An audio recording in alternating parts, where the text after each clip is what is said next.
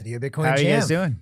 Doing great. How are you? I'm doing awesome. I definitely still on a high, a little tired, but on a high from the Quantum Summit, which has been awesome.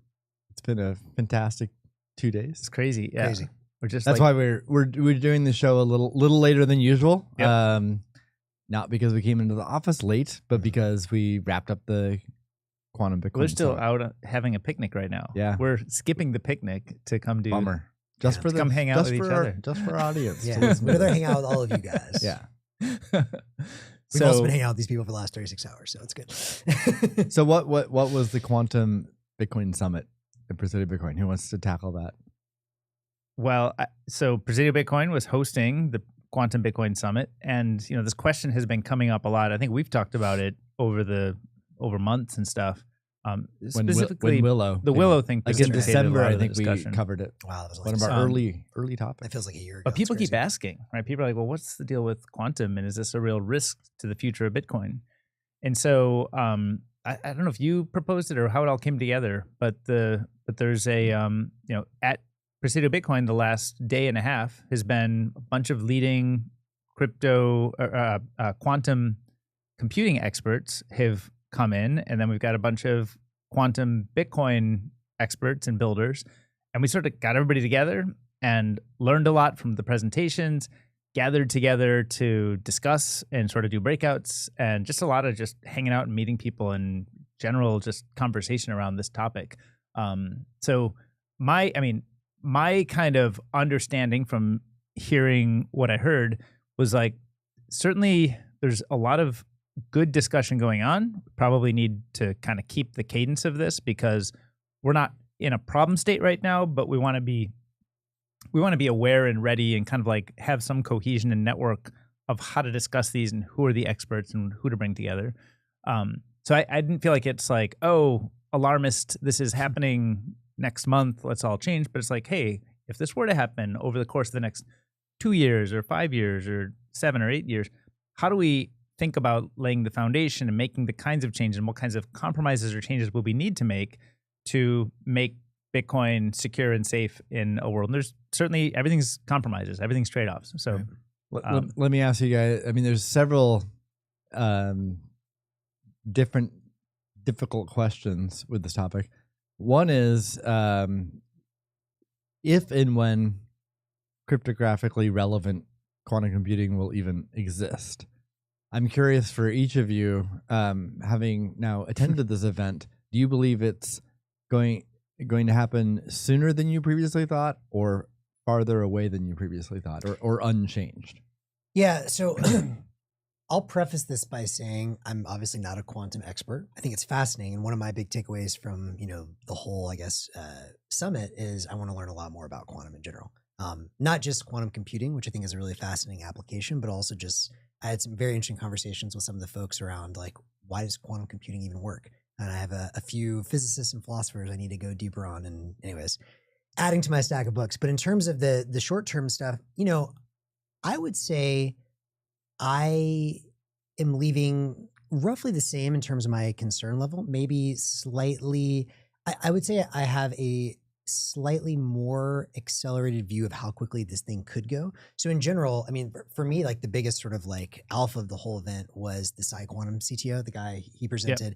Yep. PsiQuantum, for those of you who don't know, is apparently, I mean, it's a private company, but they've raised from like BlackRock and like all of the major, institutional funds, founders funds in there. And from everything I'm hearing, they're apparently the leader. Like I've heard credible sources claim they're even ahead of Google, which sounds pretty crazy to me. But if that's the case, then we just got to hear from one of the leaders in the whole field, which was really, really interesting. And one of the things that, both he and there was another quantum researcher, I forget, Show, I think, who was also very interesting. And, they both kind of seem to like converge on a 5-year-ish time frame. That like, okay, we probably are going to have something that could break ECDSA, which is the specific cryptography that Bitcoin uses for key addresses. And it's both were kind of in that 2030 timeframe. Show said 5 years. I forget the other guy's name now, the CTO. What's his name? Matt? No. It'll come Terry. Terry, thank you. Yeah. And he said 5 years, 1 day. 5 years, 1 day, exactly, which is a very smart way to bet. Price is right. Price is right. bidding. Yeah, exactly. But so I thought they kind of converged on that, which was interesting to me. However, I chatted with Terry a little bit afterwards and was kind of asking, and this is, eventually a topic we're going to discuss later today, which is like, hey, Terry, imagine, a world where energy is free. The marginal cost of electricity is effectively zero, and you could wave a magic wand. Like, how would you sprint to get there faster? And there's two kinds of fields of quantum computing that he was most excited about. There's the sort of traditional cold qubit quantum computing, which requires what he said is a fundamental breakthrough in refrigeration that we don't have yet. So you can't just like throw electricity at it. And then the other one, what they're doing, was just photonics.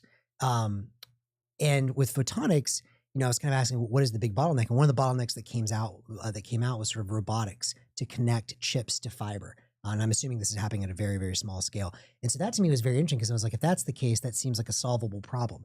And if it's a solvable problem and it's a problem solved by robotics, I think one thing that no one was sort of like bullish enough on at the summit was how progress in traditional AI and robotics could potentially accelerate that timeline. So imagine a world where Elon drops another new robot that can do the sort of chip attachment at a 1,000x faster rate. Well, then all of a sudden, my sort of like gut intuition is that 2030 timeline, maybe that could be 2027 or 2028. So anyways, long story short, I think I'm probably, just from everything I learned, think it's going to happen sooner than we think. However, I'm also not that worried because, I'm sure we'll go into more details on this, but like, I think we can have post-quantum, address types. Yes, they're going to be fatter, whatever, thicker for the blockchain, but like, it's not an unsolvable problem. And I'm also kind of the camp and remain of the camp that like the old addresses, you just let it lie. Free markets are going to free market, and there's a bounty for people that develop a quantum computer. So those are my takeaways. Yeah, I'm kind of similar. I think my default position is that it's always hard to predict the pace of technology adoption and sort of technology breakthroughs. I remember back, was it like Craig Ventnor trying to map the human genome, and they were saying this is going to take 20 years, and then it was done like, a year or two later or something. In the 90s. But that kind of pattern seems to repeat again and again. Transformers, the paper came out in 2017, nothing much happened. It was kind of slower than you might expect if you were really paying attention. But then when it happened, it happens and it happens and it happens again so quickly when a breakthrough finally occurs. And so I think like trying to handicap exactly when it is, like I think it's not tomorrow, but it's far enough away. But like 5 years still seems about right, something in that range. The thing that I was trying to get more clarity from, is it Sia? The guy who is the one CEO that you mentioned? Show. Okay. What was that company? Do you remember the name of it? No. BlockQ. BlockQ, yeah. So he was kind of starting from the point of like, there are about 100,000 physicists in the world who could do this kind of work. Mm-hmm. Or like maybe he said 100,000 physicists in the world. And so I was asking him, are we mostly bottlenecked by like thinking, algorithms, new approaches, or are we bottlenecked by like the physical, like the refrigeration, the photonics, the connectivity, and like physical world stuff? And he had not really sort of imagined what happened if we had 1 million physicists. And it's like on the information side of it. Right. And so if we had 1 million physicists, like will we get like that special move from AlphaGo where yes. It doesn't quite make sense to us intuitively, but once you see it, you're like, oh, I get it. Okay, that's how it's done. And where might we get 1 million physicists from? Okay? Yeah, exactly. Right. So AI, 1 million physicists are coming from Jensen Huang. Yeah. So I think it's hard to handicap these things. 5 years feels about right, but I actually am quite happy that we all got together and heard all the people who would know the most about this.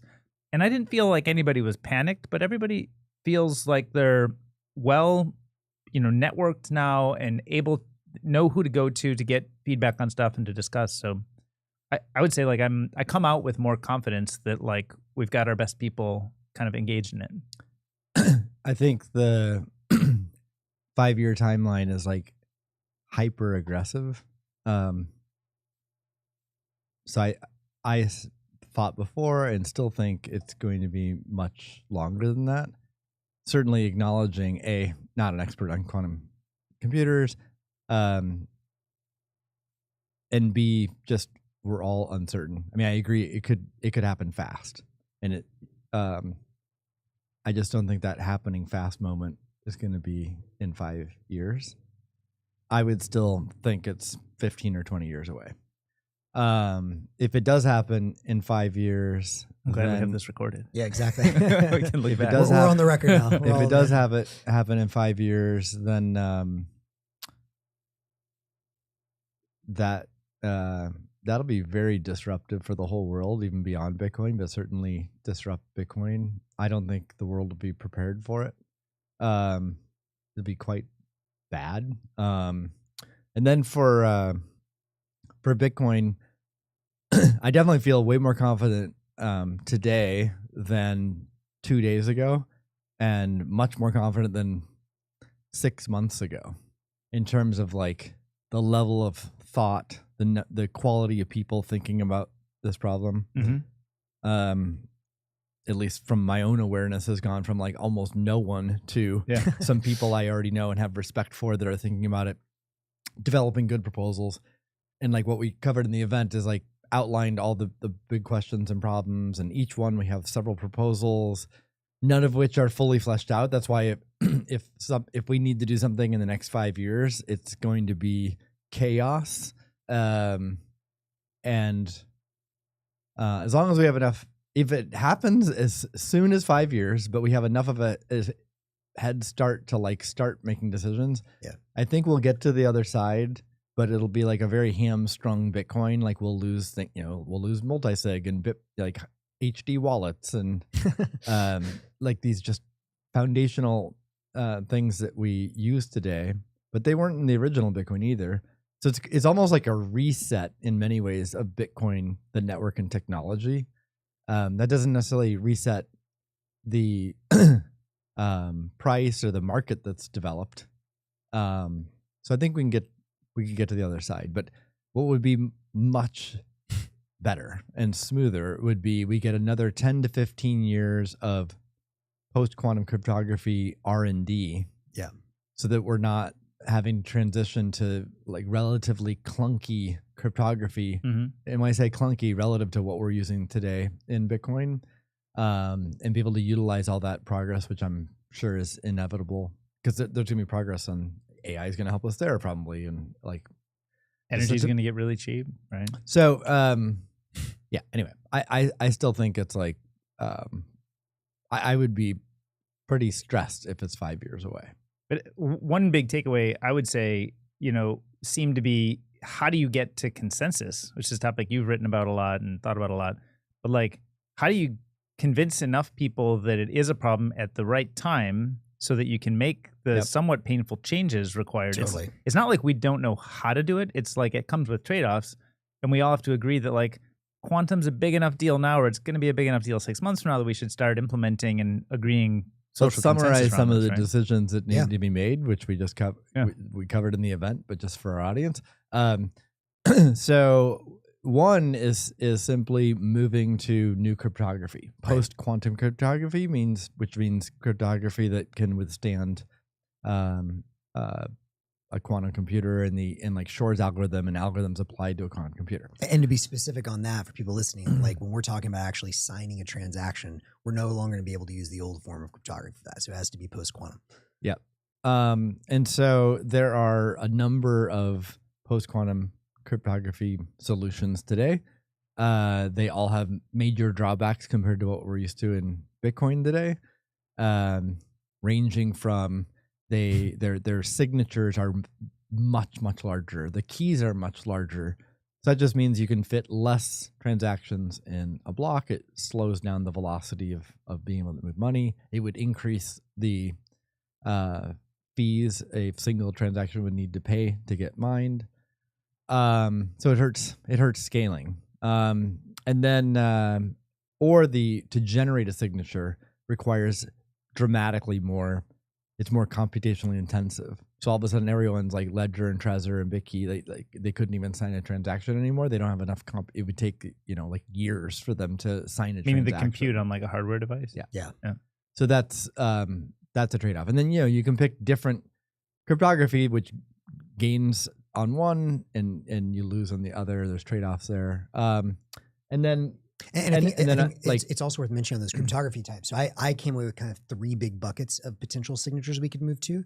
One, which I thought Lalo gave a great presentation, I think everyone should check out, I think was called NIST. I forget that.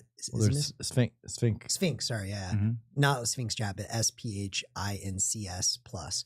And that was interesting to me because that seemed like the most established. He claimed there was a light version that could get down to 2 kilobytes, which that seems promising, but obviously is not as secure. Then there was the lattice-based cryptography, which that's the one I understand that seems like a really, really fat signature. I forgot the exact number of kilobytes, but I think it was like around 100 or something like that, like pretty fat. And then there's like newer forms of cryptography, but I think it's worth mentioning that those newer ones, like I don't think there's any chance we're going to use something newer. I think it's basically the Sphinx or the lattice, because all the other stuff, it's not like battle tested enough to even think about using, in my opinion. To be clear, the signature much more than 100 bytes, thousands. Oh, okay. Because a lot more. like the current ECDSA is like, you know, around 70 bytes. Schnorr is 64 bytes. So the one that I thought 100 would be 100K, right? Was it? 100 kilobytes. 100 kilobytes. Kilobytes More. yeah, no. Oh, okay. Because he was saying 2 kilobytes for the Sphinx, The abbreviated thing. The like abbreviated thing, which that sounds like, okay, it's more, but like doable. Yeah. 100K, yeah. So one question is just like which technology to transition to, or multiple. Because if you've got like one option that's really good for space efficiency but bad computationally, and another that's the opposite, maybe add both the Bitcoin, and then different applications based on their needs will choose one or the other. So there's that decision. And then there's like the timing. Like, do we do it now to be safer against quantum computers with relatively inferior cryptography? Or do we wait until it gets better? And like, so that's one bucket of questions. Then, and obviously that question it's much easier to reach consensus on that over time as the cryptography improves. I mean, if we have a magic wand, and like in 15 years, we have post-quantum cryptography, which is the same size, the same speed, it supports hierarchical wallets. It supports multi-sig. There's like no drawbacks. Yeah. Well, it's easy to get It's a consensus. no-brainer. Yeah, of course. Kind of like Schnorr signatures were easy to get consensus because there's basically no drawback and they had a bunch of benefits. Right. That's one bucket of questions. Another is, I think the thorniest question, and this is not really a technical one, it's more philosophical, but what to do with coins that don't transition to post-quantum cryptography, assuming we add that. So assuming we add that, and it's possible, and then let's even assume we have a large window of time for people to become aware, or whether intentionally or unintentionally, they move to new safe addresses. There are undoubtedly many lost keys. So coins that literally can never move due to lost keys. We don't know exactly how many, but it's clearly more than zero. So they'll never move. So what to do with those coins? And right now there's an estimated 6 million Bitcoin that's exposed to quantum attacks. And I guess for our audience to make sure, there's a long range attack and a short range attack. A long range attack is if coins have had their public key exposed in a variety of different mechanisms, then it's considered a long range attack, because if I possess a quantum computer, I know that public key, I know how much money's behind it, I go to work on it, create the private key, I steal the money. Whereas I guess all but 6 million coins don't have their public key revealed. So the only way a quantum computer could steal those coins would be as you go to spend those coins. The legitimate owner goes to spend them. Part of that process when you broadcast the transaction is to reveal the public key, in which you need a much faster quantum computer. That's a short range. Because it would be like while you're submitting it to the mempool, so you have like 10 minutes or so to crack 10 minutes it. to an hour. Yeah. I want to add 2 thoughts in there that I did come away with from the summit that I think are important for everyone to understand. Number one, if you want the simplest TLDR on like how to be safe, don't reuse addresses. Like one of the big things I walked away with is like, really, like we all know don't use reuse addresses, but like really don't reuse addresses. And if you have old coins at addresses that have been reused, probably a good idea to move them to an address you never use again. So like that's like the TLDR. And several million coins are from reused addresses, including. So the 2 things that I came away actually slightly more concerned on, because again, I'm not all that concerned in general, but I think it's fair to like show both sides honestly. One, all the freaking exchanges are reusing.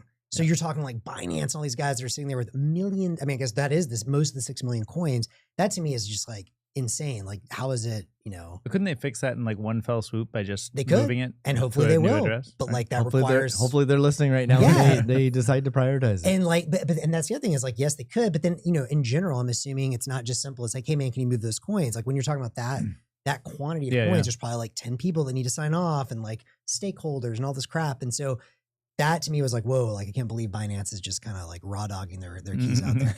The second thing is there's something else. Oh, Peter Wolle made a really interesting point. And his point was, yes, there's only the 6 million coins that we know of that have publicly exposed pub keys, but like how many more are you exposed to someone? And so he made that in the case of if you're opening Lightning channels or potentially if you're sharing your XPub with someone, someone that's helping you do if you're like a multi-sig. BTC Pay merchant, you share your XPub. Unless you run a BTC Pay server yourself, you would share your XPub with someone else running a BTC Pay server. And so in all of those cases, I mean, like most of these companies are probably great actors, whatever, but like I think, in adversarial thinking and you're thinking about incentives, it's like, as the price gets higher and higher, who's within those organizations? Who has access to the data? At what point does it become like, like we've talked about with like the potential for some crazy big hacks? It's like, okay, maybe certain companies have great security practices, but as $1 billion becomes 10 billion, becomes 100 billion, becomes $1 trillion, at some point you're going to start having major, even state actors coming in and getting people on the inside. And like, anyways, I did come away thinking there's probably a lot more than 6 million that have like real attack vectors. Yep. So I think, but with a sufficient window of time for people to become worried and move their coins, we can get it down to less than 2 million coins that would be exposed. There's something like 1.7 million coins that are locked up with pay to pub key. In that particular script, it's not the pub key is exposed. Most of those are very early Bitcoiners. There's analysis that suggests anywhere from 750,000 to 1 million of those are Satoshi's coins. Almost all of those addresses have exactly 50 Bitcoin in them because that was the Bitcoin reward for mining a block back then. And so these are mostly early miners that have all these coins. I believe someone who's done analysis on the coins, only like 10 addresses using pay to pub key have more than 50 Bitcoin. And I think the most was like 3,000 Bitcoin. Those are the ones that most likely a large percentage will never be moved. People are dead or that's lost keys. Yeah. And so that's where the philosophical question lies. Even if we assume we introduce post-quantum cryptography, even if it's perfect, it has no drawbacks, everyone's excited, everyone who can move coins moves all the coins. If we assume all that happens, and in a sufficiently large enough window, that can happen. What about these coins that literally can't move? What do we do with them? So one camp is let the quantum computer steal it. And you already said that's at least the camp you're in right now. Right. Some people might find that like to be a crazy camp, but it's definitely not a crazy. It's a completely rational view. There's substance behind that view, that position. But I just state the reasons behind it are, one is that we're never going to reach consensus on burning people's coins.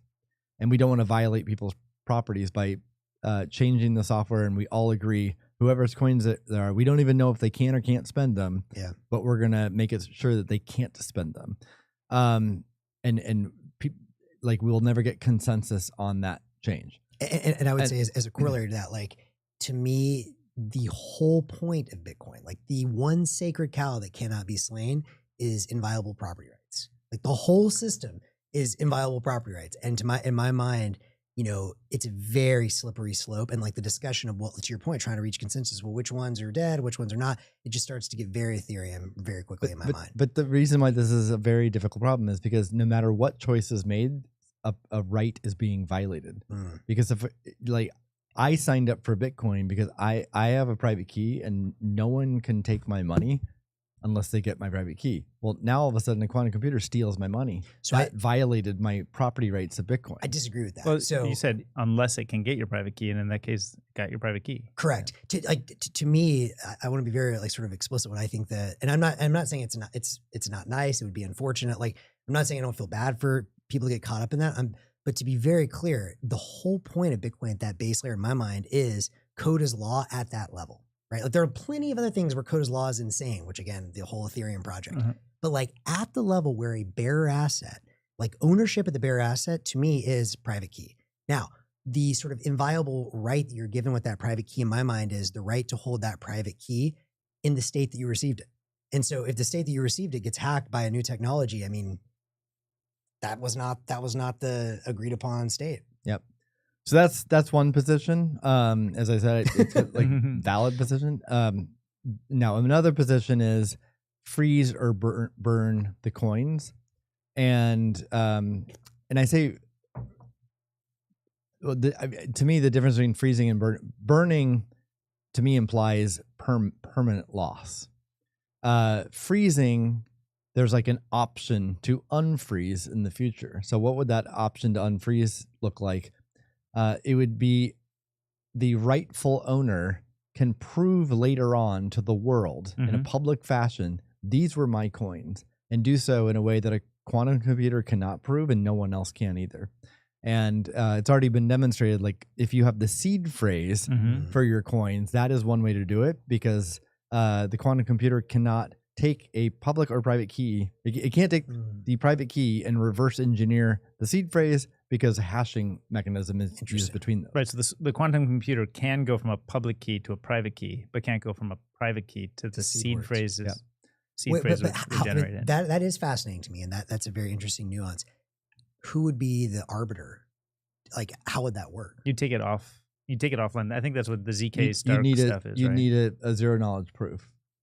But again, who's like saying like, because it could be added to the protocol. protocol. Do a calculation. So here's how it plays. Okay. Like let's say we had to make an imminent decision. Yeah. Like okay, quantum computer's here. It's going to steal. We have to make it. And let's say we get consensus to freeze. So we do that. We don't have to have a solution yet. Yeah.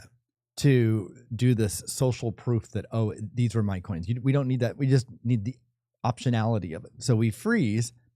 So we change the code so that no one can spend those coins, even the rightful owner. And then in the future, whether it's 6 months later, 6 years later, or 60 years later, we develop a system which is fair, which is cryptographically sound, which is part of the protocol, and upgrade the system again, the software again. And then now I can take my seed phrase, wrap it, zero knowledge, prove to the network, these were my coins, and I get them back. So the assumption there is there can only be one set of seed words that led to that private key. Is that right? But that's not true either, right? Because couldn't you have like when you're generating a seed, it could be 12 words or 24 words. Like, is it the case with this? I guess with a hash function, there's only one thing that leads to the private key. Well, whether I have 12 or 24 words, like I can prove that they lead to that private key. Lead to that private key. And so I guess what I'm saying, just to clarify, is if I have 24 words that lead to that key, there's not another cell of 12 words that would lead to that key. Like in cryptography like this, it's only one. It's like a 1-to-1 mapping. I mean, I need to go study it. Yeah, but like, either way, like, so what? I mean, it's this like you can't get either. Yeah. Okay. Even if there's a collision there, like no one's going to guess the other option because it's like a huge number. Yeah. There was also this discussion of the hourglass. Have you? Oh, that was interesting. Yeah. Right. I thought that was. Yeah. So there's like a couple variations of the hourglass proposal, but with the hourglass concept, you allow the quantum computer to steal the coins, but you apply a throttle. And the first proposal for hourglass would be each Bitcoin block would allow for like one pay to public key transaction spent, one per block. And if you, with that kind of throttle, it would take 8 months to spend all of them. So if someone possessed a quantum computer, instead of taking 3 hours, if you allowed full blocks to be mined this way, they'd all be spent and stolen in 3 hours. You apply this throttle, and then it's 8 months. So it gives the whole space, time to react and come up with a plan while limiting the damage of the theft. And like one theory behind that is like, I'd say one benefit to this approach is like by giving us more time, it would be easier to get consensus like, oh shit, it's real now, it's a real problem. So it's just easier to get consensus on, do we freeze or do we introduce post-quantum cryptography, etc. And then, but it's still tricky. Like, at what point do you believe a quantum computer is stealing the coins? Yeah, like we just saw thousands of Bitcoin. What was it? 80,000. 80,000 Bitcoin just moved from an era that would, in fact, I think they were paid a pub key coins. And I think they were assumed loss. Like I think there was, I forgot, one of these organizations. And no one's, I mean, I saw someone claiming maybe it's quantum, but like no one's taking it seriously that a quantum computer did that. But it's certainly possible. I mean, and that was 80,000. So how many have to move before we start believing it? And then more people believe it, and it becomes, so it's still unclear. But that's the hourglass idea. There's an hourglass V2 proposal, which is way more, I don't know if I should say more aggressive, but had very different parameters. Instead of just pay to pub key, it would throttle all 6 million. Like if it's a coin that's exposed to a long range attack, it gets throttled, and it takes like 120 years to spend all of them. I mean, like instead of 8 months, it's 120 years. It makes this a huge window. That starts to mess with property rights, though. I agree. Starts to mess with property rights, right? It doesn't start. It messes with property rights. If I can't even if I'll be dead by the time I can spend my coins, and because the reason why the window of time was increased so much is that it was limited to an amount of 1 Bitcoin per 1 BTC per block. Mm-hmm. Yeah. So much more limiting. And then you have to start considering fees. So whether it's one address or 1 UTXO per block or 1 Bitcoin per block, either way, there's going to be competition for that. There's only 1 per block. Right. If you have one of those, you have one of those, and I have one of those, we're all. I want to be in the next block. Yeah. You want to be in the next block. How do we decide if there's contention? I believe markets might help with that. Markets, fees. We already have that built. Are we going to have another Bitcoin. block size war? But then, no. But what if we just created a DAO? No, but I mean, if the fee market. So then, okay. How much are you willing to spend to be in the next block? And like the proposal is that it limits the fee to match the amount you're trying to move. So in Hourglass V2 proposal, you can move a maximum of 1 Bitcoin, and you can pay the miner a maximum fee of 1 Bitcoin. But one thing that was great about this event is that after hearing this proposal, then we broke out into breakout groups of around 6 or 7 people per group, and there are like 8 different breakout groups. And in my breakout group, we talked about what prevents out-of-band fees. So like the protocol in this, if we move forward to this proposal, I can only move 1 Bitcoin. I can pay the miner a maximum of 1 Bitcoin. But one question that gets raised is like, all 3 of us want to do this, right? We all 3 max bid 1 Bitcoin. Who gets chosen? Well, so the protocol could be random. It randomly selects one of us. But what prevents me from going to the miner and be like, I'll pay you even more money? And that already happens today. To select me and don't follow the protocol, because the miner gets to choose what goes in the block. So the protocol might say it's randomly chosen between the 3 of us, but I ensure that I'm the one chosen because I pay even more fees to the miner. And then it's kind of a race to the bottom, because like if I have one of these blocks that I mined back, in 2010 or whatever, and I have 50 Bitcoin in it, like I'll end up just spending, 49. I'll be like, here, Mr. Miner, here's 49 Bitcoin to move 1 Bitcoin, and it just, you got a deal, right? So, anyhow, that's the hourglass idea. Yeah, there are a lot of different parameters that have to be. It needs to. That alone needs to be studied a lot to think of all the adversarial impact. And because it basically, it might simply just be, in the end, a tail emission. And like, if that's really, if it is the case that everyone just ends up paying 99% fees to get a little bit out, then that's basically a tail emission. So let's just be honest and call it tail emission. Can you just define tail emission? Well, tail emission in general is kind of like, because right now the way the Bitcoin network works is that the subsidy goes to zero.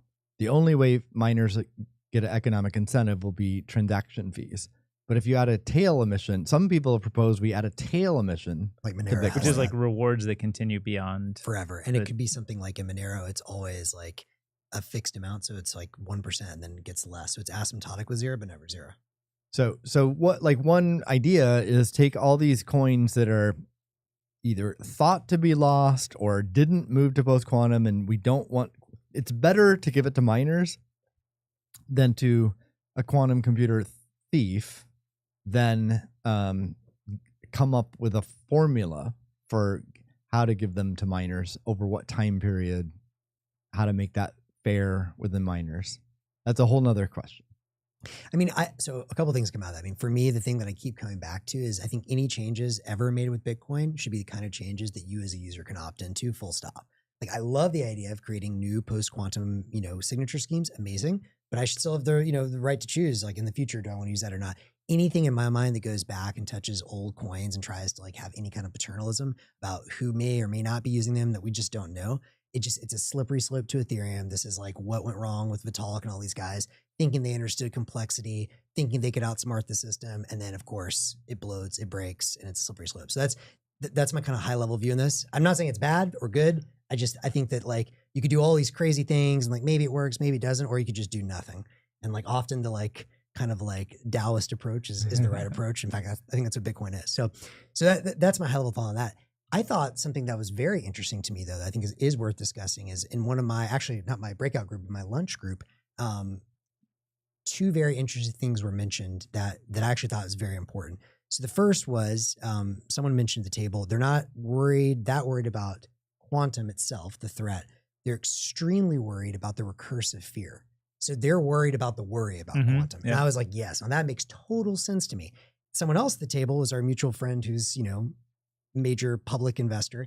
And it seemed he kind of validated that the biggest thing holding a lot of just huge pools of capital back is that there isn't an answer. So I do think it's extremely important. To me, the most important thing is less like, okay, what do we do with the old coins? And like, yes, the post-quantum cryptography matters, but like, what is the education and the talking points? Like, how do we educate the big public guys?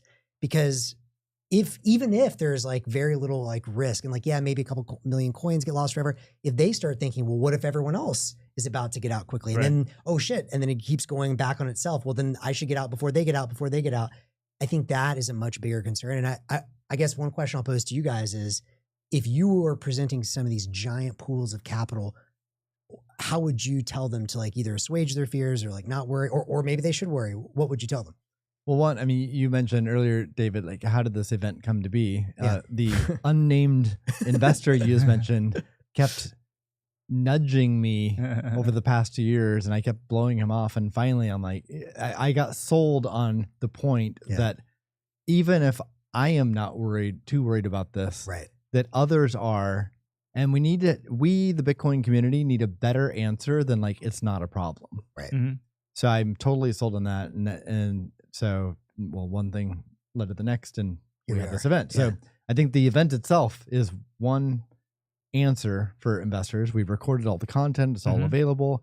We also had people attending who are going to write summaries. That's awesome. Yeah, that's great. But, people from Bitcoin Magazine, but also research analysts at major firms. Yeah, that's great. So we'll see. And, these are high quality people. I expect really good summaries and analysis from them.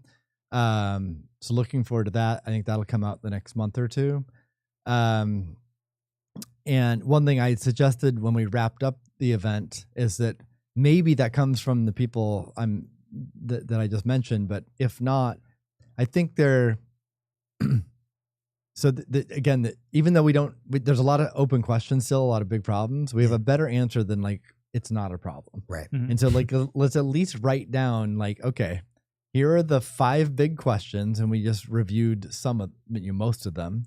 And then like, if something happened in 5 years, literally what would happen? Yeah. What would happen? What would happen? What could happen? What's the best case outcome? Right. If it happens in 5 years, write that out and say like, here's the best thing we can think of that would happen. Here would be the plan. Here's the ramifications. We wouldn't have multisig, like the wallet. We'd have have to reset the software development. But there would be, and then but we could freeze coins or whatever. And basically like there'd be like very limited collateral damage in terms of theft from a quantum computer. Or option B is we can't get consensus on that change, and then it's like they are available for theft, and you have to be prepared as an investor that there's 2 million coins that were just stolen, and that adversary can dump them on the market or play other shenanigans and games. I think writing down that in accessible language to investors would be a very valuable exercise. And this continually unnamed investor, one thing he mentioned he was going to do, which I'm actually very excited to see, is compare. And these are different things, but it at least takes some of the danger out of that. Is compare what's happened with like every major public tech company. Was like by definition 100% insider owned from employees, founders, and investors. Then they went public, and over 10-20 year period, it goes from like all insider owned to the vast majority public owned.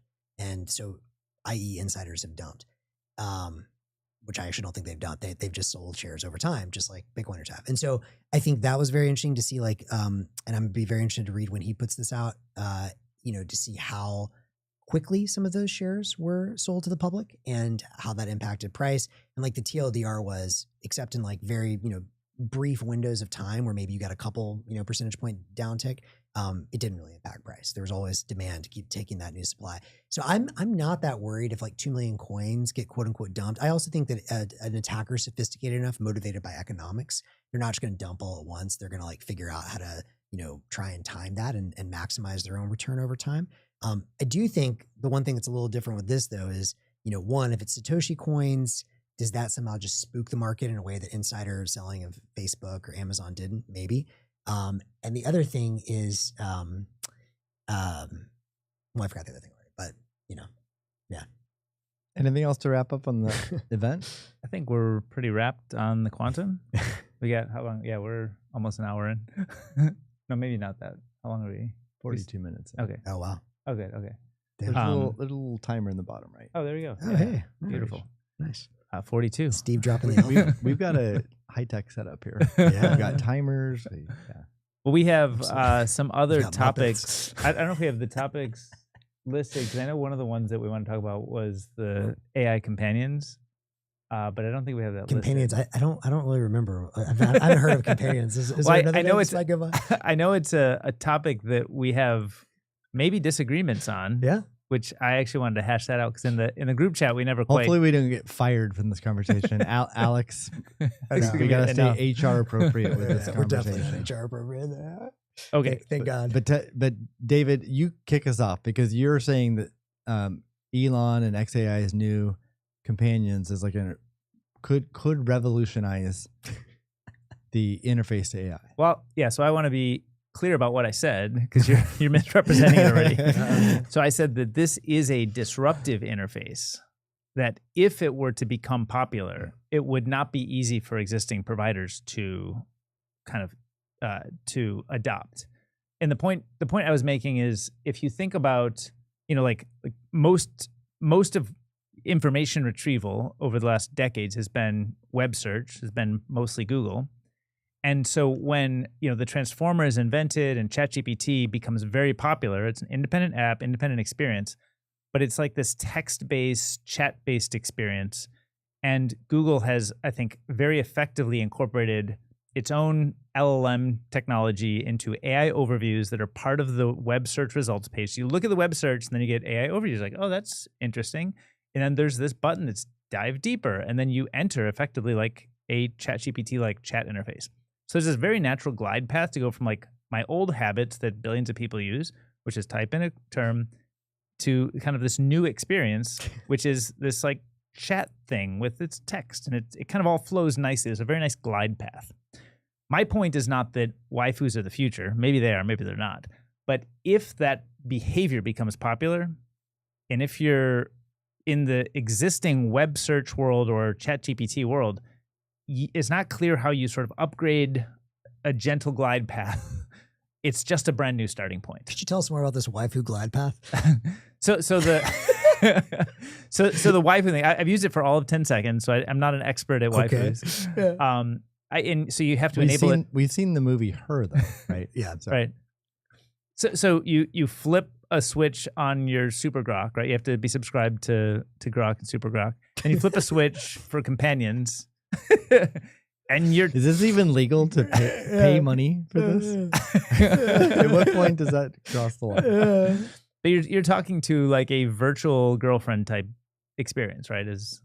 But I think the thing I took issue to, like, a statement was made about how like porn has been a driver of technology historically, and like that I agree with. I mean, you can look up history, and like whether it be VCRs or DVDs or even the browser and internet itself, like one of the first early adopter use cases that drove people to buy a VCR was porn. Yep. And so that definitely like catalyzed those technologies, and then people found other uses for them. So there's no disputing that. That's like historical fact. But it doesn't. So having like a sexy guy or girl visually as the interface for AI, though, I don't see that as the equivalent, because in the case of like VCRs or whatever, like, I mean, there's the use case of like, I want porn. That's my use case. But then there's all these other, Tell us more about this use case. There's other use cases of like, I just want to search for information, or I want to book travel, and I don't want like some kind of sexual interaction in the middle of that use case, right? So I would find it super annoying to have like anime in front of me, like in lingerie, like stockings, when I want to like book travel or like ask like a question about quantum computing. Okay, so right? I will go on record and say waifus are the future, and I got waifu pilled in 2019. Steve, I hate to say it, you're not the target user, my friend, which is fine. I got waifu pilled because when I was living in what I would call sort of a nerdier MIT house with a lot of the early OpenAI people, one of them is, let's say, the smartest guy of that whole group. Like, this guy was an alternate on the US national math team. That gives you an idea of what we're talking about here, okay? And he did a YC company, and they were doing, without giving away all of the details, I don't know if he wants everything on the internet, but you probably already said too much. I probably said too much, but whatever. They're using AI for kind of like graphics and animation and stuff like that. And kind of got a little traction here and there. And then they had something, I'll just say it, whatever, like go viral. So Waifu Labs, and Waifu Labs exploded in 2019. And there was all of this talk on Hacker News, and people were calling them horrible and perverted. And yet the users just kept pouring in. Now, a lot of it was from Asia. So I think that's a huge thing to understand, is what you're really going after here is like Korea, Japan, China, like that's a thing over there. But it's also in the United States. And I would say this is where, to sort of give a bit of a nod to Autism Capital, I think they get this right. You win the autists have the culture, because they're the ones that are programming everything else. And so I think that Elon Musk, what makes him so amazing is he's not only an incredible engineer, he's not only a great business person, but he understands the internet, and he understands who these people are. And these are the people he's got working for him at places like XAI. And I would argue that for so many of those people, this is precisely what they want. Wait, help me understand. You said it exploded. What was the use case? You created your own virtual girlfriend. Yeah, but you, and then their number one business model off of that was selling pillows. But that's it. Okay, but Steve is saying that doesn't translate to broad-based information retrieval. Yeah, it's not the new. It never became the new UI for how I obtain information, communicate with people, complete tasks. Maybe it wasn't good enough yet. Maybe what I would say is it's about like this visual audio entry point to the internet instead of a text-based entry point. And if you're living in all of your UI and your browser and everything is oriented around a text-based input and kind of interaction, then this having an audio visual starting point, much like the movie Her, which doesn't have quite the same visuals, but it's a very disruptive entry point. You can't glide from a Google search into that thing very easily. I think that's like the main point I'm making. Not that everything has to be done with the waifu, but that's just like a showy kind of a surprising starting point. But the idea of like, I could imagine a future where I'm issuing my travel prompts to an audio interface and it doesn't have to have a animation of a person. It's just like in Her, didn't have an animation of a person. I think it was just like vibes and then audio. But I think that's a very disruptive interface. And I want to be clear. I think it's going to go sort of out from here. Like the experience I ultimately want is just like personally is just like AirPods. Like I'm just talking. I don't even care about the fucking screen. I do want to be able to talk and be like, hey, can you whatever book my flight for me? Can you take care of all these things? I think that's the way we're headed. But I think if you look at adoption curves, right, the early adopters are going to be, and we may not understand these people necessarily, but the ones that are chronically online are the ones that will use the waifu for everything. Now that's whatever 1% of the population, whatever it may be, but those are the ones. Early adopters of what though? I mean, ChatGPT already has 800 million users, right? Yeah, we already have early adoption but of for AI. everything in your life. We have late adoption of AI. Yeah, but that I would say that's still very like that's like if you're still having to go to a screen and type something, like that's like imagine you never turn this thing off. It's literally 24/7 with you. It is your new friend. Everywhere you go, it goes. And I think that's like, maybe that's kind of what you're getting at as well, but it's a jump from like, oh, like I have a question or a query, I go and type it out.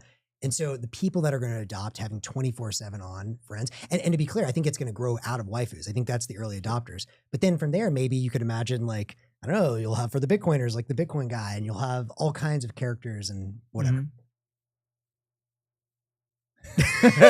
Steve is unconvinced. No, I mean, we already have AI. People already use, hundreds of millions of people use AI. People speak to AI audio, and so there's no dispute there. Like the movie Her, I think will come true. People will develop emotional attachments to their AI. Yeah. I agree with all that. I just don't think porn is the interface for everything.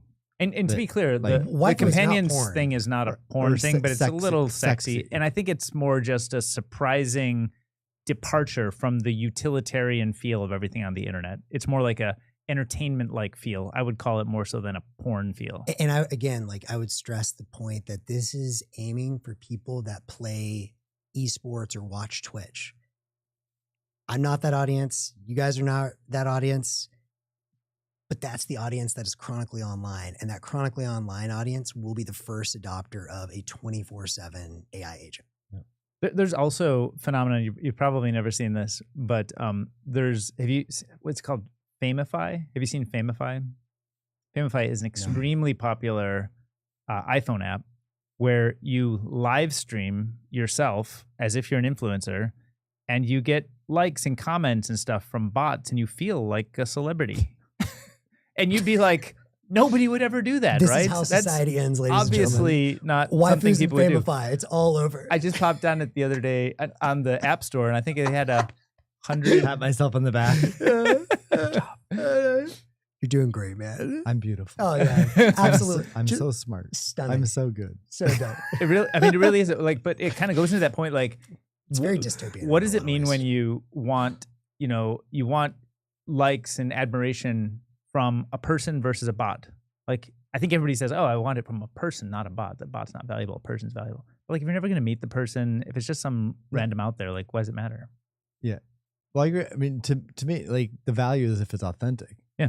So if like a really smart AI, like evaluated my work and said, good job. Yeah. And I learned over time that like, it doesn't always do that. Yeah. It also is critical. Yeah.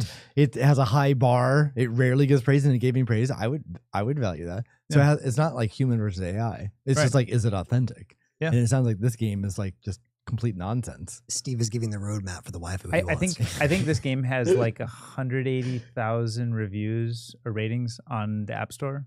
Now, so it's not small. I think we can zoom out. Like I agree with you 100%. For better or for worse, this is what's going to happen. Now I can put on my like human hat, right? That's kind of my investor hat. Like there will be money to be made here. Elon doesn't fuck around. My hat that I put on as a human being, though, is kind of going, I think, some of your points, which is like, this could get very dark mirror, very, very, very sad, very, very quickly. Because I mean, in a lot of ways, what it's accelerating is more of like people isolating from the rest of the world. It's like, instead of having a real world relationship, you have this virtual girl. And like, instead of like, I don't know, like playing sports, then you play video games, then you watch people play video games. I don't get that either. Like to be clear, I think it's absolutely fucking insane. And like, I'm trying to get off of screens as much as possible. But, I think you said this before, maybe that is the new luxury of this new world. And it's like, I have mixed feelings on this. The luxury being off screens, not the wife. Not the wife. Just to clarify. Just to clarify. It's not the $20 a month. It's not the $20 But like, the kind of like Bitcoin freedom perspective in me is like, I don't want to see everyone in the pod eating bugs. Like that sounds horrible. And like, I mean, but then it's like, well, shit, what do we do? Because like the forces of technology seem to be, it's like, I feel like we're very much which way Western man. Like the forces are pushing really fucking strong that way. And even though in general, in a lot of ways, I like Elon, I like what's going on with X and a lot of the models and stuff. Like, I mean, what they're all doing is harvesting attention, full stop. And like, then I say, well, what chance do we have in this digital world? And I think the best chance we have is the Bitcoin community, the Nostr community, like as much or just fucking throw your phone in the river. But I don't know if that's really an option. I mean, like it's like, I mean, soon we'll have social credit scores, and like, if we don't have Bitcoin ready to rock and roll for that, what are you going to do? I notice no one is chatting with us today, so I'm surprised people don't have views on this topic, especially the quantum stuff, or the wife is, I guess. It's because we're at a different time. I'll chalk it up. Yeah, I'll chalk it up to the time. I asked her AI. She said we're doing great, guys. Oh, okay. Yeah, exactly. Yeah. That's what, Alex, we need, if we're not getting audience, if nobody's here, if we're not getting audience engagement, we just add comments yourself. Yeah, exactly. Can you sock puppet stuff in there for us? Can you give us some likes, maybe a few or a couple Bitcoin. Thank you. Should we talk about mining and AI? Yes. Oh, yes. You've been excited. I'm very excited. Talk about that. I am as well. Are you going to announce your new mining and AI venture? Sure. I mean, I'll like at a very high level. I mean, did Steve want to take us in a different direction? No, I had a couple things to talk about, but okay. I want to hear what. I'll frame it a little bit. So, I've been telling you guys this, I've been a solar maximalist longer than I've been a Bitcoin maximalist. I've been obsessed with the curves. So as a sort of a piece of context here, right? As an investor and just as a general sort of like enthusiast of the history of technology, one of the biggest lessons I've learned is when you see a natural law or order emerging, don't bet against it. It's that simple. Like, just trust the curves, man. And Moore's law, like how many companies made, whatever, like billions at that time when a billions was still worth something of dollars off of betting on every, 2 years, we're going to get a lot more transistors on here. It's going to get a lot faster, a lot cheaper. Just bet with the curves. And similarly, the early AI people, and I lived with a lot of these people, and I was also very excited about this. Is you just look at like how many flops are we getting? What's the relationship between flops and model size and data train? Like there are laws that emerge for all of this stuff always, or not, maybe not always, but in most technological trends, right? And so, and by the way, I think that's something I mentioned to another one of our mutual investor friends here is something that I would also love to see come out of this quantum summit is. What exactly, I'm still not sure, what is the Moore's law like relationship we should be tracking? As we think about how to freak out, the thing I want to know is like, what exactly is it flops per qubit, or I don't know what that relationship is. Error rates and then connecting the different nodes. And whatever the size is, right? So like, I'd love to see this chart on a few things versus qubits versus, I don't know, perhaps like total computational or energy spend, whatever it is. And so anyways, so that's all there. Now I found one of these curves and became obsessed with it in the, I guess, early 2010s, maybe a little bit later, maybe like 2014, era. And basically what I started seeing was that solar, which is, by the way, I heard a fantastic podcast. We need to rebrand solar panels to quantum converters. I agree 100%. You're taking photons and creating electricity with it. You're literally creating a shift in a quantum state, and it's magical. And solar panels, basically, it's very similar to semiconductor. In fact, it is a semiconductor technology. And as you, deploy more solar panels, the end levelized cost of electricity has just gotten it's fallen at a consistent rate. Every doubling of cumulative capacity, the end levelized cost of electricity falls 40%, full stop. Now you can debate a little bit on those numbers depending on your data set, but that's generally the relationship. Now people will come in, they'll say, yes, but solar will never solve the problems because, the sun only shines during the day. And what about at night? What about when it's cloudy and we need firm power? It's like, look, there's another curve to follow, which is the battery curve. and every doubling of cumulative capacity for lithium ion batteries, and this is particularly at scale, right? Like there are new technologies. First, you have a breakthrough, and then you have the scaling. And the scaling is where, as an investor, I can just look at the curve and trust the curve. Every doubling of cumulative capacity of lithium ion batteries, price per kilowatt hour falls roughly 20 to 25%, again, depending on the data set you look at, like clockwork. Now, the good news is these relationships critically are not time relationships. They are functions of units deployed. So what that means is if you deploy this stuff faster, you get the cost falling faster. This was the core thesis of the 2021 Bitcoin paper. Bitcoin is key to an abundant clean energy future, which at the time also sounded crazy, but like you just follow the curves. Faster you deploy that stuff, cheaper it gets. We're seeing this in China, right? Exactly. And so this sounds kind of horrible, but whatever. This is PBJ. We keep it real. I've heard from certain solar enthusiasts who have tried to explain this to people, and people just don't get it. They're like, oh no, that'll never work. Natural gas, blah, blah, blah, blah. The one thing that is getting them traction on this argument is a little old-fashioned xenophobia.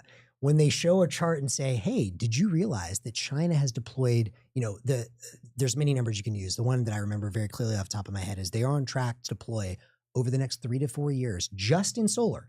Forget nuclear, and there is a place for nuclear, but it's much smaller than like mainstream would have you believe. There is a place for nat gas, much smaller than mainstream would have you believe. There's basically not a place for coal, but that's a separate story. Just the amount of solar they're deploying on the world today, just solar, in the next 3 to 4 years, the current rate they're on will be more than the entire generation capacity of everything in the United States. Natural gas, which is our like big bread and butter, coal, solar, wind, all of it, even though we're deploying solar very quickly too. So the Chinese are on top of this. They're literally paving their country in solar panels, and China is leading far and away on batteries, lithium ion batteries. That's why they have electric cars now that are like, they can charge them faster than you can even charge a Tesla, which, by the way, the only person that really seems to get this in the United States is Elon Musk. And thank God, because that gives us a shot to compete with China. So that's all what's happening with solar and batteries. And what are the bottlenecks? In terms of what? Well, if you can look at all these curves and figure out as an investor that it makes sense, like isn't there anybody else who's looking at those curves? And oh yeah. So what are the bottlenecks? Why wouldn't it, like why do we not have the whole of the Southwest painted in solar panels right now? Well, is it like regulation? Do we need tax incentives? Like what? We're not in the right point of the curve yet. We're getting to that point. Like we're like right at that point. And so there's many ways to answer that. One is sort of philosophical, which is why is everyone in the world not all in on Bitcoin? There's like understanding and diffusion, and like people are busy, and like people are used to an old world, and like we're going through another thing that came away from the quantum summit is like phase shifts. The world operates in phase shifts. It's not linear growth. It's like, no, there is a phase shift. We're going through a phase shift in energy. We're going through a phase shift in money. Those things are the same. By the way, Bitcoin, quantum computing, AI, all of it comes down to joules, always joules. Mm-hmm. Energy is the base, full stop. And so why have we not deployed a lot more? Well, to be clear, we're deploying a lot of solar, and we're starting to deploy a lot more batteries. So to Steve's point, we're right at that point on the curve, which is why this is my current obsession. Like, I don't know if I've invested in a few companies. I'm extremely bullish on Satoshi Energy. I'm extremely bullish on Crusoe, which I'm not an investor in, but oh my God, those two companies are going to kill it. I'm extremely bullish on Tesla and Redwood Materials, which spun out of Tesla. David and I are investors. Well, I'm jealous. I'm super jealous. Just so you know. Chase is actually an investor in Highmine, and I'm hopeful maybe there'll be some stuff to do in the future with all that. But you guys are in a good spot. Like that company is fucking killing it. And so what's going on here? Well, the reason we haven't deployed even more is number one, the grid itself, regulation and the grid itself, right? So let me just give you guys a quick. There's so much going in my head here, and I'm hopeful I'm going to be able to put this together. And like I need to put out like a long essay that just goes in this in like excruciating detail. But let me try and get this high level. The other thing that's changing right now is demand, right? In the past, we haven't also had to do this crazy shit I'm about to talk about because there wasn't the real demand. It's like, yeah, we could always use a little bit more electricity, but like the electricity industry and the power industry, it's a very sleepy industry. The utilities are mostly government granted monopolies, and like they don't really care. And these guys kind of collect their paychecks and they set rates, and it's not really free market capitalism, right? Now, what's happening is that the shift, the reason the curves were crossing that point in the curves faster than a lot of people expected is AI. And so what's happening is the demand for power is literally going parabolic. And so to give you guys a little sense, and shout out to Brock Peterson, co-founder of Satoshi Energy, one of the companies I'm most bullish on the world. Very, very, very lucky to be an investor there. Oh my God, you guys know what's up. And by the way, kudos to them for coining the term energy-backed money, because they understood where this was going a long time ago, many years ago with Bitcoin, right? But Brock said in a recent podcast, which if you go to my Twitter feed, I shared the podcast on there, that in Texas right now, okay, there's a peak demand of about 80 gigawatts. That means that for the whole state of Texas, like if you're running your refrigerators and your air conditioners, and there's an aluminum smelter and industrial, everything, it's about 80 gigawatts peak demand. That's the amount of power you're pulling from the grid. Okay. Guess how much there is right now? I may have already told you, so don't say if I did. Okay. There is, just to build AI data centers, demand 140. Okay. So almost double all of the humans. So the big story here is that humans are becoming a rounding error. The AI wave has barely even started, and we're already trying to double all of human capacity in the most free market in the United States, and therefore probably the world, in Texas. And we haven't even started. And now you're looking around, you're seeing like fucking Mark Zuckerberg is coming out here dropping, I don't know, unlimited money, hundreds of millions and billions of dollars on researchers, has confirmed plans to build multi-gigawatt data centers right now. One of them, 5 gigawatts, will be the footprint of Manhattan. Okay. So, and that's one company. And that's a company that's playing catch up to a company that's going to absolutely smoke him on that front, which is Elon Musk, XAI, because they're the only ones that have access to all the elements that you need for this, the solar, the power walls, the batteries, and in the short run, the natural gas generators to back that up. I'm not saying natural gas and nuclear will have a short-term place in this, but they can't compete on cost in the long run.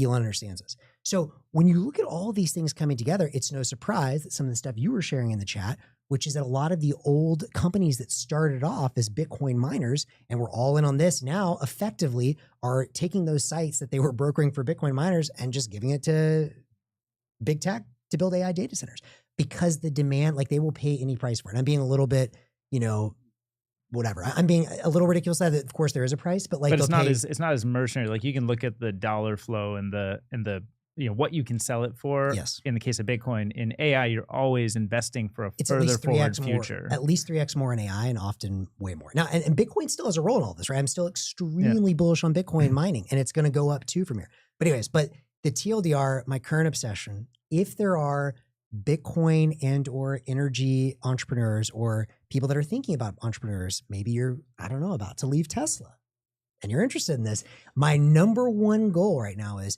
basically how do we build all of this? The grid can't take it. The regulation is way too slow. There's over 400 gigawatts of solar and storage alone in the interconnection queue in ERCOT, which is Texas. It's not getting approved. They're moving way too slow. Even if the government comes in and says, hey guys, again, xenophobia at play, China's racing ahead, slash all regulations, build, baby, build, we cannot keep up, full stop. The grid's too old, the machine's too broken. So my new obsession is, I got a couple of people I'm starting to ideate with here. I definitely want to make a few investments on this trend. I may incubate a thing or two here as well, is how do we build all of this off grid and then reconnect it later, probably settling over Bitcoin and Lightning, into a new, eventually Buckminster Fuller style intercontinental solar and battery powered grid. That's where we're headed. One last data point, and then I'll let you guys jump in on this. The most important story of the last month, in my opinion, is Redwood Materials, which founded by JB Straubel, co-founder of Tesla, current board member of Tesla, spun out of Tesla. And they are recycling lithium-ion batteries from Teslas, now with GM. That means they can get the cost of batteries low enough where it starts to make sense to go totally off-grid. Late last year, one of the DR dudes, I forget his name, microgrid dudes, he put out a paper with some of the Stripe people saying, hey guys, it could make sense in theory to build a totally off-grid solar battery powered data center. And everyone was like, oh yeah, that's cool in theory, but like it's not happening. And if it's not happening, it means it's not real, right? Because the market builds what's real.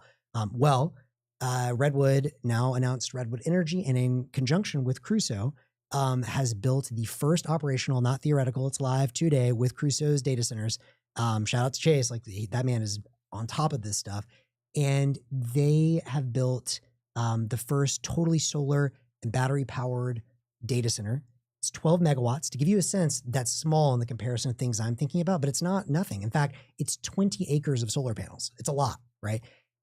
My new sort of fantasy and where I'm going is how do you go from 12 megawatts to 12 terawatts? And you want to do this as a totally brand new grid. Not like the Well, existing stuff. You want to do totally brand new correct. infrastructure. I think you go off grid first, and then you rebuild a new grid. And then if you're And does feeling, off grid mean you if are you're feeling interconnecting nice, with like end consumers or industrial applications? Or are you doing it all with Bitcoin mining, or how do you sort of? well, to be determined, and that's why I'm looking for the right people to partner with on doing this, because I think there's a couple of ways you can go. I'm still figuring out exactly what the play is, but primarily you're just powering data centers, so it's like totally off grid AI compute.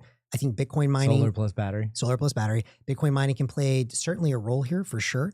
And I think that like there are certain advantages you have with things like Bitcoin mining that you don't have with the AI compute. For example, the Bitcoin miners, you can just like turn on and off at a moment's notice. With the AI compute, you might be able to do some of that for inference. If you're doing a big model training run, you can't do that. So I think there's probably something in kind of combining these things, potentially even eventually combining them with some of the like longer term stuff, like the green hydrogen, like the desalination of water, like all kinds of crazy things. But I think where Bitcoin is going to play a big role is you kind of have each of these nodes pop up.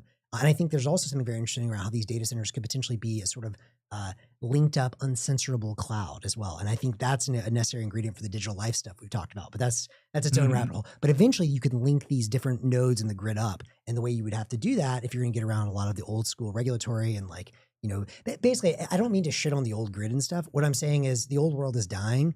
And in order to feed the bots in this new world, we need a new paradigm for energy, and the old grid ain't going to cut it. The main thing I wanted to add to the conversation, many episodes ago, you brought up the topic of like, what's the impact of Bitcoin mining when a lot of these Bitcoin miners or their sites are transitioning to AI and high performance computing, because there's like more money to be made there. And at the time, I'm like, whatever, like mining will just pop up elsewhere. Like either there's profits to be had or there's not. Yeah. So, and I still think that's true. Yeah. But like the new insight is that like companies driving AI in data centers, it's not necessarily incompatible with Bitcoin mining, because what Bitcoin miners have done well at historically is identify low cost energy locations and begin building them out.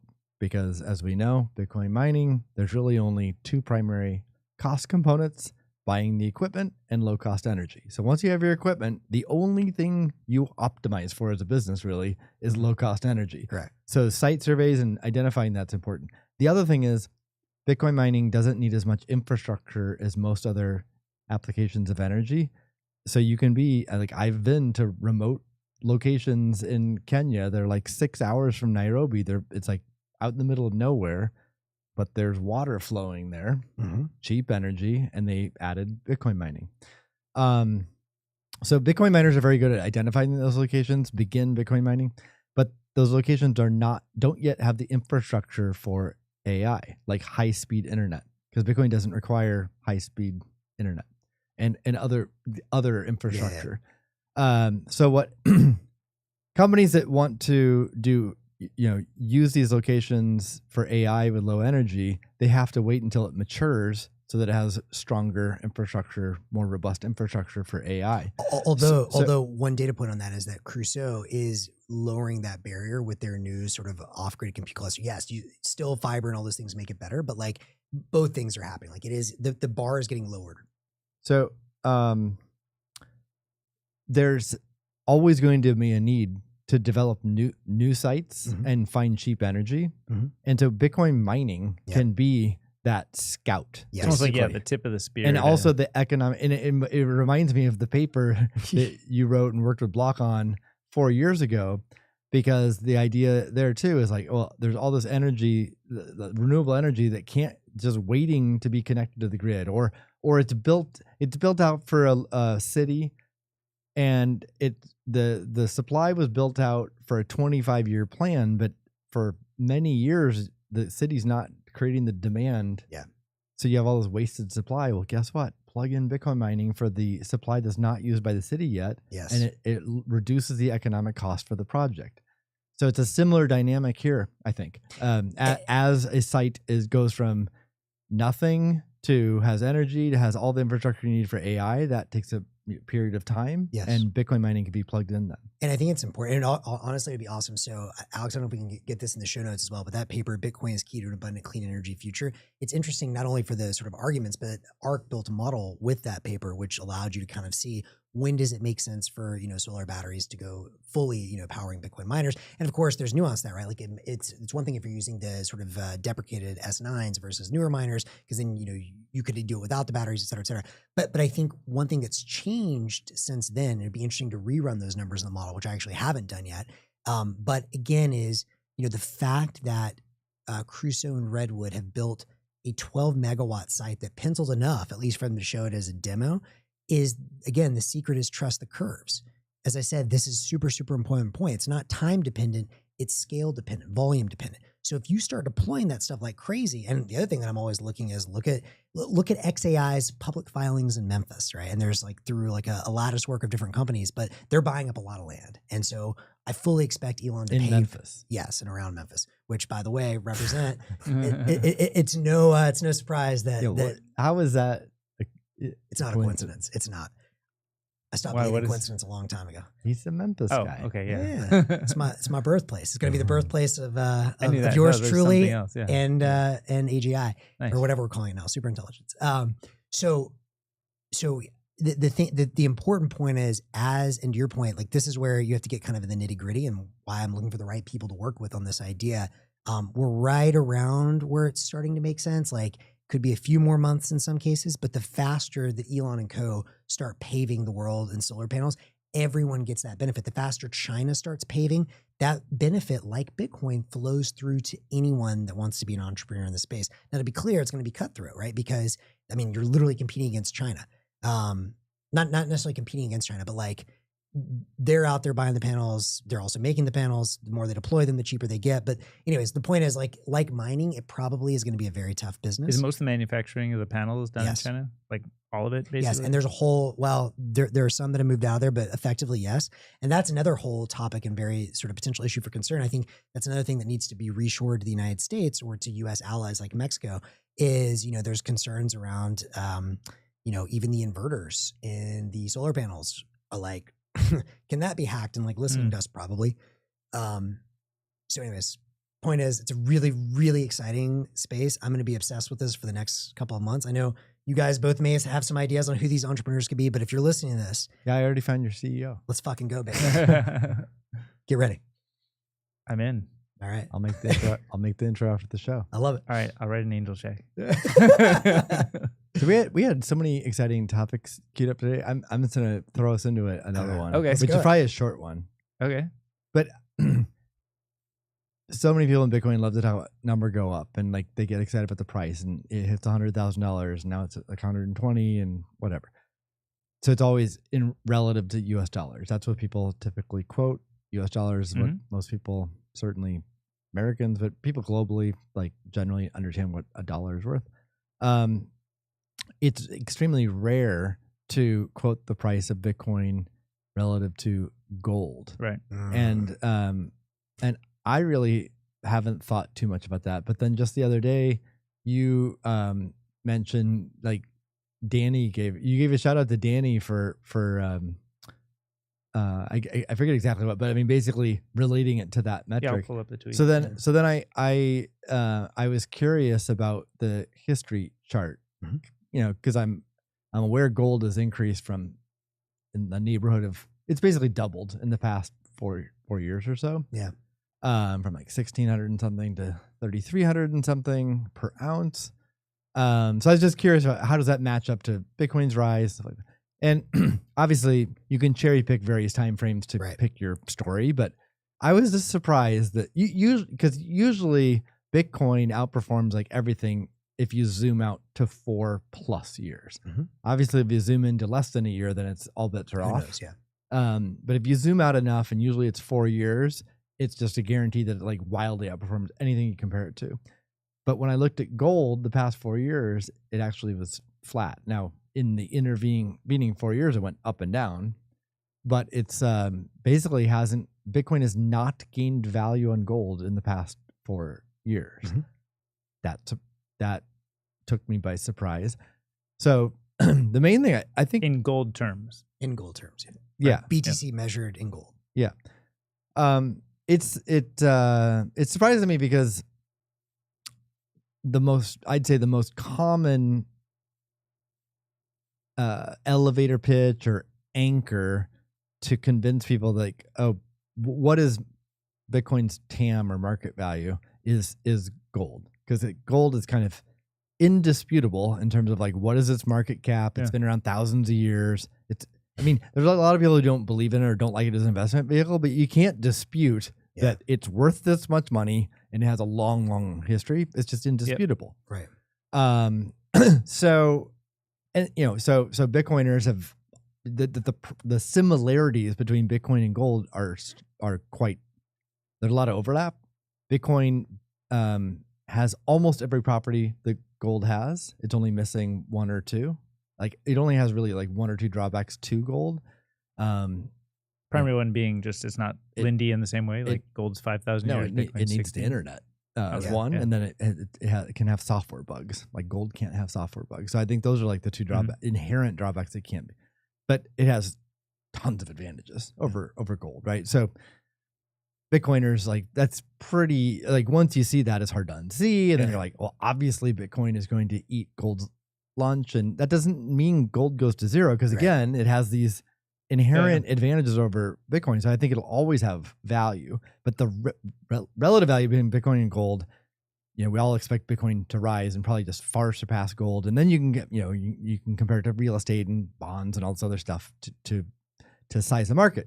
But because it's still much less than gold, I would have just expected over the past 4 years, and we're kind of in a bullish market. It's not like we're in the trough of a bad winter or something, that it wouldn't have been flat relative to gold, and it has. So my advice to us and everyone else is we should talk about and look at the price of Bitcoin relative to gold as much as we do the US dollar. I agree. I think it's way healthier. And I think that actually was your point, or that Danny was making that point or whatever, right? So I think we should. So like we should develop the discipline to celebrate milestones relative to gold as much as we do US dollar. Right. And I think there's another piece of context to add there, which is Danny was making some crazy price predictions, and I have also made some, I don't care too much about the price, but made some predictions around price over the next whatever year that a lot of people are like, that sounds pretty wild.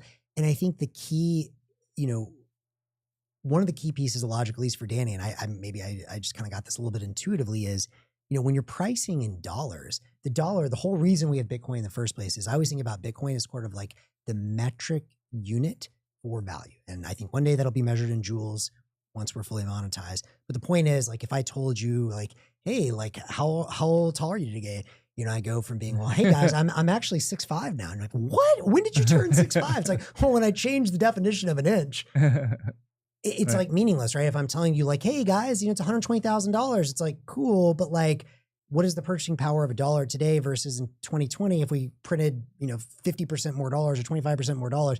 And I've seen, reports that you need to earn 25% more to be competitive. What if I told you there are 2.1 quadrillion Bitcoin? Oh yeah. Yeah, fair enough. So anyways, but the point is, gold, obviously, even though it's not perfect and there is some, 1%, 2%, 3% increase in supply every year, it's much better than the dollar. And so it's much more interesting to measure that. And Danny's point was the bull market and all-time high actually just happened last week.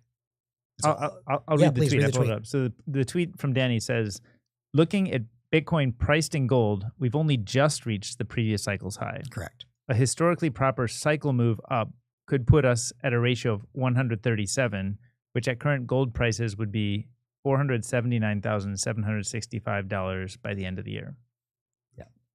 So another mental exercise that I did after seeing that data and thinking about it more, like, given that the price of Bitcoin relative to gold today is basically the same as it was 4 years ago, if we knew that then, or gold has been a better investment the past 4 years. That's the assertion I make, because obviously it performed the same and it's less risky because it has thousands of years of history. obviously anyone investing in Bitcoin relative to gold today expects it to outperform because it has way more risks. It has quantum computing risk. Does gold have quantum computing risks? No. So Bitcoin still has a number of risks. Obviously, every year it gets de-risked, but there's still a number of risks with Bitcoin. Gold doesn't have them. So if we knew right now that over the next like 8 years, Bitcoin's going to $1 million and gold is going to $30,000, Is it like a 10x? They're both 10xing roughly. Mm-hmm. That if we knew that for a fact over the next 8 years, 10 years, whatever, which would you invest in? Obviously gold, because it has less. Got risks. a regular Peter Schiff here. Yeah, I wouldn't know. I mean, like, guys, hold on. Like, I mean, if we knew that's the performance, the price performance, why would you not invest in gold? Well, if you know that's the price performance, what does it matter, right? Yeah, but anyway, that's why. I mean, I'm not predicting that's what's going to happen. I'm saying if we knew that was the performance, obviously gold's a better investment. So my main learning is that we need to monitor that metric way more often. Yeah. And that's at least as healthy of metric to look at as the dollar, if not a better metric to look at as a health metric for the adoption of Bitcoin. So there is one really important piece of color. I don't have the data in front of me, and like I haven't done thorough analysis, but I seem to recall this guy, Charles Capriel, puts out some really nice charts, including the Bitcoin energy value of money, which is like what I chart pretty closely. And which is like basically cost of Bitcoin measured in joules. And I think I remember reading this on one of his charts. It basically like his sort of like takeaway is that gold pops before Bitcoin does always. I don't know if that's true, and I'd have to go back and check that. Maybe I'm wrong, but I think that's what I remember this. That's not the case? I definitely don't think that's the case. Okay, well. They're quite uncorrelated, actually. So, well, at least in this market, what he was claiming is that, give it whatever, 3 to 6 months after gold starts popping, Bitcoin's going to start ripping. And it seems interesting to me that if that's the case and we're just starting to rip and we just touched all-time high and this whole thing is extremely reflexive, that the bull market literally hasn't started. And so that all of the like crazy FOMO and reflexivity, like basically the argument is like things are going to be more or less the same as it was every other cycle, maybe a little bit dampened as it does every cycle, but like it's just the size is bigger and people are like, oh, but that's impossible. How would we get the kind of capital inflows to get to $500,000 a coin? And the answer is, well, from institutions and countries. So I agree overall with the point that we should be using gold as a better metric or kind of better yardstick to try to understand truth here than US dollar. So overall, I'm on board with that idea. I think the one thing I would say that is a risk to gold is the existence of Bitcoin, because Bitcoin is so much better in so many ways. Not to suggest that Bitcoin has to go to zero, but gold. Not that gold has to go to zero, but just as like people who are born today never knew a world without Bitcoin. It's just a thing, just like we've never known a world without gold. And I think, people will update their expectations around how, they want internet native tools instead of the offline stuff. And so I think there is some risk to gold because Bitcoin is a better version along most kind of assessments. It doesn't mean it's going, it doesn't mean one wins and the other loses. They could both, they could both grow, or one might grow and the other might shrink a bit. But I would say that there is a risk to gold that we should be cognizant of, which is that Bitcoin now exists and it's a credible competitor. That's why I expect Bitcoin to outperform gold over time. Yeah. So let's keep looking at that metric. I mean, the reality is, the reason why I don't think there's that gold pops for Bitcoin is because I have the gold price chart in my head pretty well from like 2010 on, and like from 2010 until 2021 or so, it's pretty flat. Interesting. Something like 16, 17, 1800 per ounce, maybe. Flirting with 2000 a little bit, flirting with 1500 a little bit, but pretty tight range for over a decade. Yeah. And then a big doubling. Yeah. And so, whereas obviously Bitcoin has had like incredible multiple cycles and an incredible appreciation over that entire time. Yeah. And even if you look prior to 2010, there's fewer pops in gold than there's in Bitcoin. Yeah, fair enough. But they're big movements, and then it tends to hold them. Mm-hmm. But then is kind of feels, or it's like moves sideways for like a decade. Mm-hmm. So probably moving forward, we'll see like the 10x appreciation in Bitcoin over whatever, something like 8 year, 10 years, and we won't see 10x in gold. Well, it might be flat the next 10 years. Or maybe it has one more pop the next 10 years, but that doubles. Or something. Yeah. So like in 10 years, Bitcoin's $1 million, gold is 6,000 or 7,000. And then, and that would kind of line up with most people's intuition, I think, about the risk reward of each investment. But let's look at that metric and see how it plays out. Let's keep watching. Yeah. Cool. So someone should make it really nice. Danny, if you're listening to this, I know you're trying to vibe code a lot more. It'd be nice to have just like a simple like btcandgold.com or something like just easy chart. I like it. It can speak for every like movement. Danny vibe coded the Bitcoin to US dollar. Yeah. And he could even have a waifu. It's the Bitcoin speaker. All right. On that note, shall we then? I think we shall. Okay.